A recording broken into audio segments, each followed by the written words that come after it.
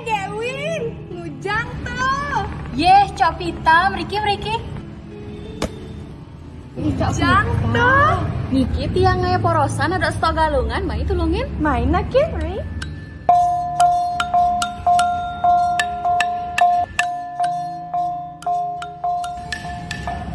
Gewin, nih musim tuh munyi apa? Wajan, asal nangis cara munyi gamelan kosong.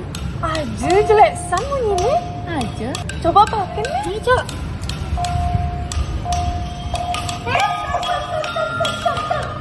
Adi jelek gitu bunyi gamelannya. Sing tadi benain gamelanan tuh.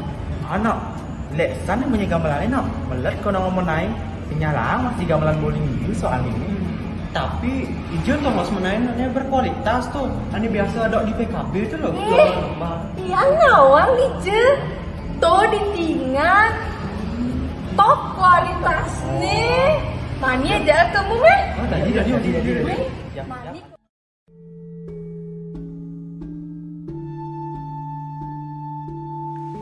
Si Thomas kita kacang. Dini. Main Ya, main.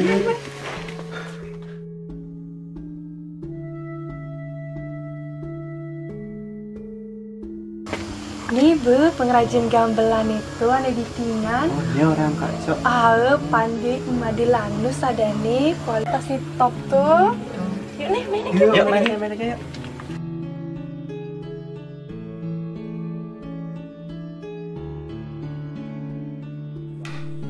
Prapen merupakan tempat para pengrajin atau para pandai di desa Tihingan untuk membuat gamelan. Timah dan tembaga yang disebut dengan kerawang merupakan bahan utama dalam pembuatan gamelan.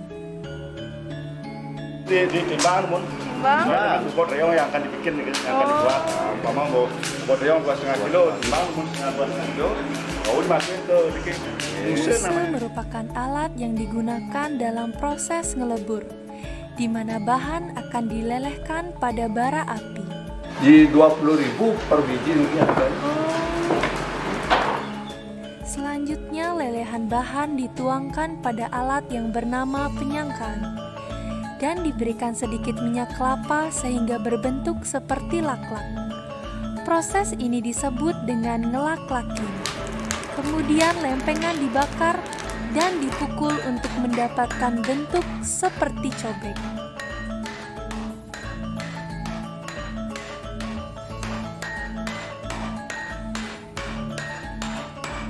Pada proses ini membutuhkan 5 orang, 3 orang sebagai pemukul, 1 orang sebagai penjepit, dan 1 orang lagi bertugas di perapian.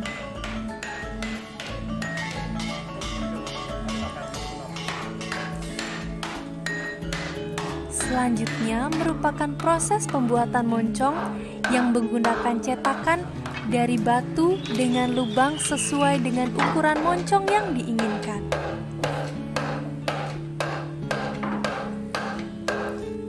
Kemudian, bahan yang masih panas dicelupkan ke dalam air.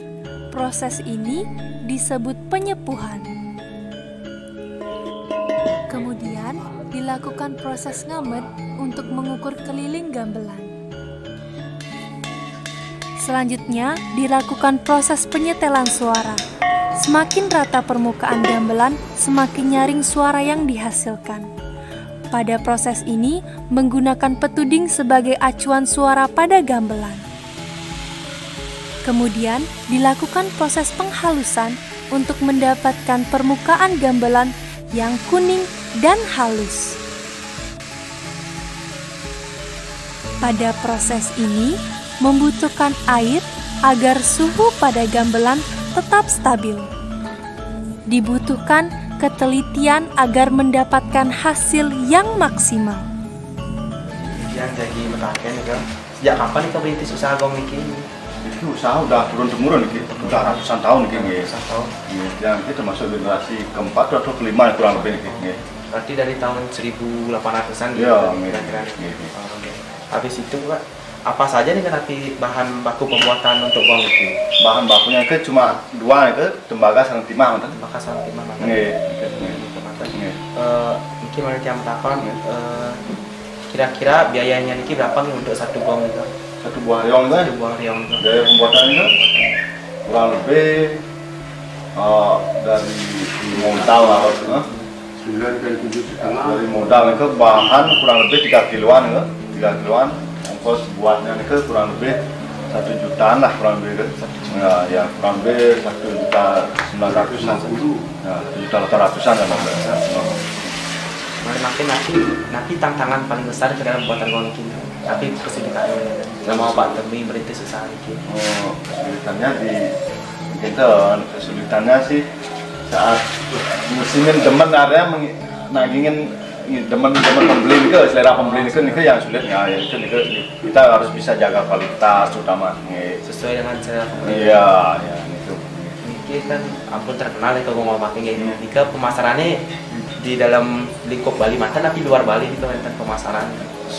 Sementara ini sih ada beberapa bulan ke luar negeri, wenten keluar Bali di Indonesia, wenten di Lampung, di Sulawesi, Hampir Bali, sampai luar negeri wenten lah. Sudah sampai menjangkau pasar Nah, luar negeri. sebenarnya ada medsos ini lah, ada customer dari luar negeri. Ya, karena tamunya udah sering kesini. sebelum COVID itu udah memang tinggal di Bali ya, gitu.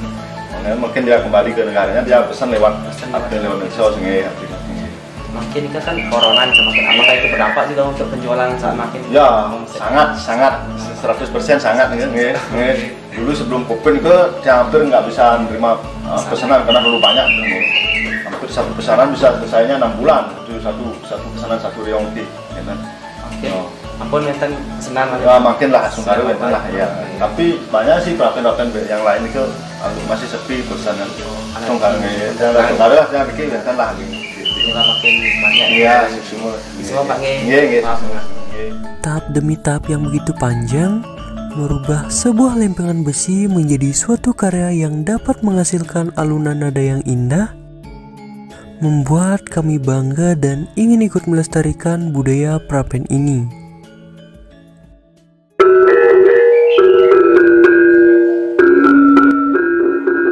Cek mulut top kualitasnya main gong ini.